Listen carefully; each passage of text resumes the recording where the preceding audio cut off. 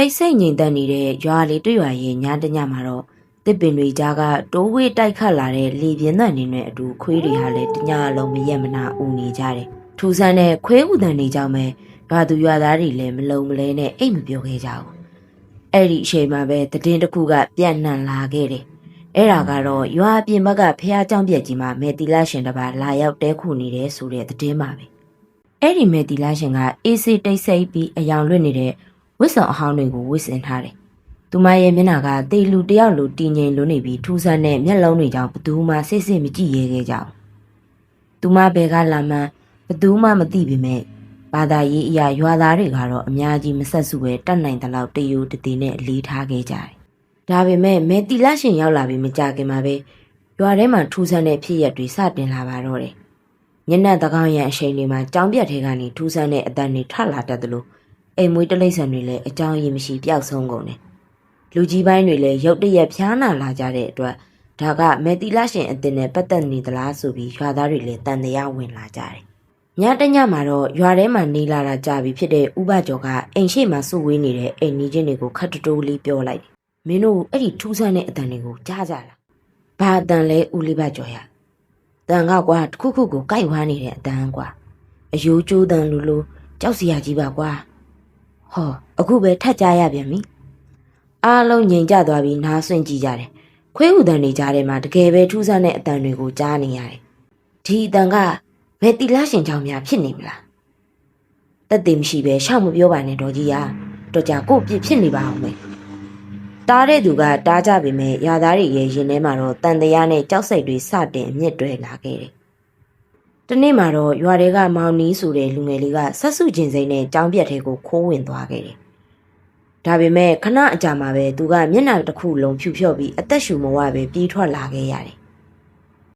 အမေတီလာရှင်ကလူမဟုတ်ဘူးဗျ။သူတစ်ခုခုကိုထိုင်စားနေတာကျွန်တော်မြင်ခဲ့တယ်။အဲ့ဒါတလိษံအသေးကောင်ကြီးဗျ။မောင်နီးရဲ့စကားကရွာထဲကိုတောမီလိုပြန့်သွားခဲ့တယ်။မဲတီလာရှင်ကလူရောင်ဆောင်ထားတဲ့မကောင်းဆိုးဝါဖြစ်နိုင်နေဆိုပြီးအားလုံးလည်းတန်တရားစိတ်တွေနဲ့တင်းမာလာကြတယ်။ဒီတီလာရှင်သာမကောင်းဆိုးဝါဖြစ်နေငါတို့ဒီတိုင်းကြည့်နေလို့မဖြစ်ဘူးကွာ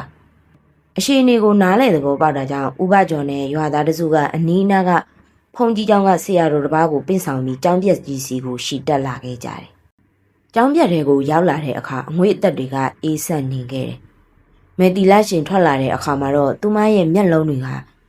နက်ရောင်အတီဖြစ်နေပြီးခန်းစားချက်ကင်းမဲ့နေခဲ့တယ်။မျက်နှာတွေကလည်းအကွဲထွက်ပြီးတော်ကိုကြောက်စရာကောင်းနေတာပေါ့။ဆရာတော်ကမဲတီလာရှင်ကိုစစ်စစ်ကြည့်ပြီးရွာသားတွေကိုတတိပေးလိုက်တယ်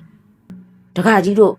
့တီလာရှင်ကလူမဟုတ်တော့ဘူးဟဲ့။ဆရာတော်ရဲ့စကားဆုံးတာနဲ့ဆရာတော်ကမန္တန်တွေရွတ်ဖတ်လိုက်ပြီးတီလာရှင်ရဲ့ခန္ဓာကိုယ်ဟာတွန့်လိန်လာခဲ့တယ်။ခဏအကြာမှာတော့အတန်နဲ့ကြီးနဲ့အော်ဟစ်ကကျောင်းပေါ်ကနေခုန်ချပြီးတောထဲကိုလူမမီနိုင်တဲ့အရှိန်နှုန်းနဲ့ထွက်ပြေးသွားပါတော့တယ်။ရွာသားတွေလိုက်ရှာကြပေမဲ့တော်တင်ချိုင်းအနီးမှာပဲပျောက်ရှင်းမလားပျောက်ကွယ်သွားပြီးအမှောင်ထဲမှာတော့ရေတံခတ်တဲ့တာကြားနေရတယ်။ရွာသားတွေကတော့အားလုံးပြီးဆုံးသွားပြီလို့ထင်ခဲ့ကြတယ်။ဒါပေမဲ့မကြခင်မှာပဲမင်းနှင်းဆိုတဲ့မိန်းကလေးတယောက်ရဲ့အမူအရာတွေကထူးဆန်းလာတယ်။သူမကအစာမစားတော့သလိုညဘက်ဆိုတောထဲကိုတယောက်ထဲသွားတတ်တယ်။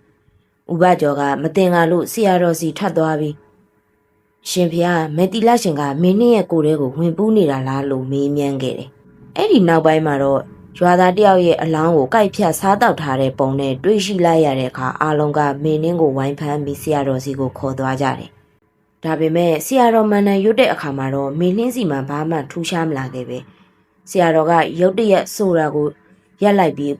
ဥပကျော်ကိုစိုက်ကြည့်ကပြောလိုက်တယ်မဲတီလာရှင်ရဲ့မကောင်းဆိုးဝါကဥပကျော်ရဲ့ခန္ဓာကိုယ်ထဲကိုဝင်ပူးနေတာတကြောင်လုံးငြိမ်ကျသွားခဲ့တယ်ဥပကျော်ရဲ့ခန္ဓာကိုယ်ကတုံခါလာပြီးမျက်နှာအရည်ပြားတွေကွဲအောက်ကမဲတီလာရှင်ရဲ့ရုပ်တင်ပေါ်ထွက်လာခဲ့တယ်